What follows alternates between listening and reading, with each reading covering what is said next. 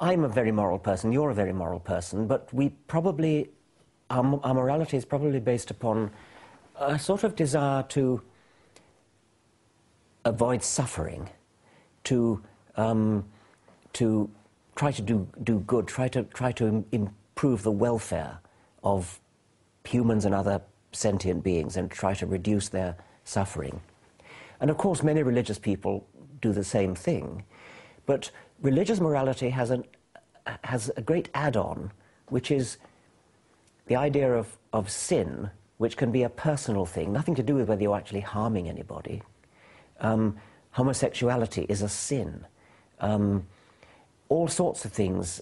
I mean, sexual field is a particularly fruitful one for examples. Religious holy books are filled with prohibitions. You're forbidden to this, you're forbidden to do that. Over and above, don't kill and don't cause suffering, which we could all agree with. But there are things like don't have sex in such and such a way. Don't do things which are none of their business. That's the point. That for a religious person of a certain stripe, anyway, morality includes telling people what they should and should not do in private, when it has nothing to do with anybody else. And that, I think, is a kind of hallmark of religious morality, which is an add-on. It's bolted on to the kind of morality which is based on a concern for suffering, with a concern for sympathy, a concern for welfare, which I hope all of us have.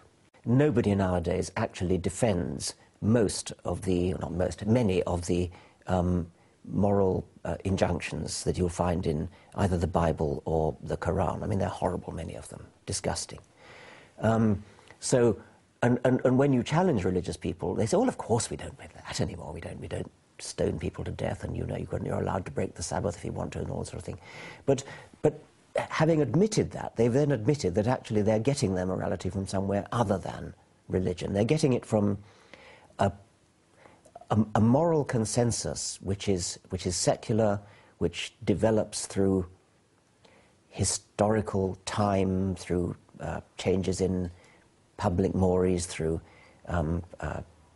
books and articles and speeches and journalism and conversations. All these things add up to what I've called in The God Delusion the changing moral zeitgeist, the shift from accepting slavery as the norm to slavery as something deeply wicked. We've all of us moved on in that way, religious and non-religious. It's nothing to do with religion.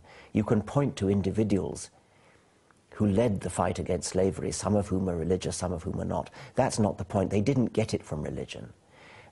Because if you look at the holy books, if you look at the teachings of religion, they are not, they're clearly not where we get this shifting moral zeitgeist from. So wherever else we get our morality from, it's not from religion. Religion sometimes incidentally happens to go along with it, sometimes it doesn't.